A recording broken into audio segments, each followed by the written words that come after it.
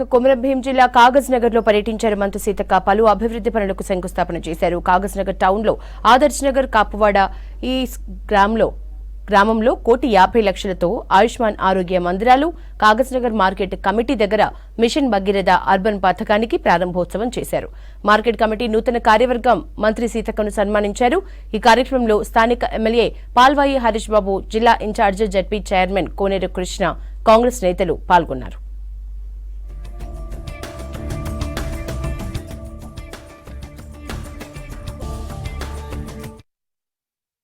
ఈరోజు సిర్పూర్ కాగజ్ నగర్ నియోజకవర్గంలో ఒకటి హెల్త్ సెంటర్, అదేవిధంగా ఒకటి ప్రైమరీ హెల్త్ సెంటర్ 1,56,00,000తో ప్రైమరీ హెల్త్ సెంటర్ను ఓపెన్ చేయడం జరిగింది. అదేవిధంగా 20 లక్షలతో 2 సబ్ హెల్త్ సెంటర్స్ను కూడా ఓపెన్ చేయడం జరిగింది.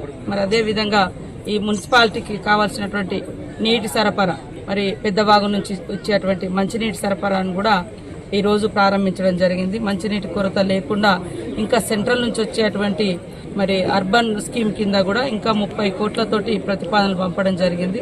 వాటిని కూడా సద్వినియోగం చేసుకొని ఈ ప్రాంతంలో మంచినీటి ఎద్దడి లేకుండా పూర్తి స్థాయిలో నీరు కానీ అదేవిధంగా హెల్త్ ప్రాబ్లమ్స్ కూడా రాకుండా తీసుకునేందుకు ఒక దిక్కు హెల్త్ డిపార్ట్మెంట్కి సంబంధించినటువంటి వారిని కూడా అలర్ట్ చేస్తూ ఉన్నాం.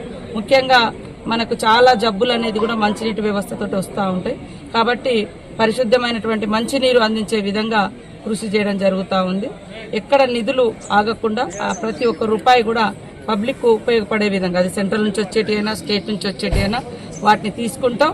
తప్పకుండా ప్రతి మారుమూల గ్రామాలకు, వాడలకు నీళ్లు అందించే విధంగా కృషి చేస్తామని తెలియజేస్తా ఉన్నాం. ఈరోజు మొత్తం ఆసిఫాబాద్ జిల్లాలో మరి ఇప్పుడు ఇంకా కాగజ్ నగర్తో పాటు ఆసిఫాబాద్ నియోజకవర్గంలో కూడా చాలా ప్రారంభ కార్యక్రమాలని, వాటన్నింటిని కూడా అందరం ప్రజాప్రతినిధులం అందరం కలిసి ప్రారంభించడం జరుగుతుంది.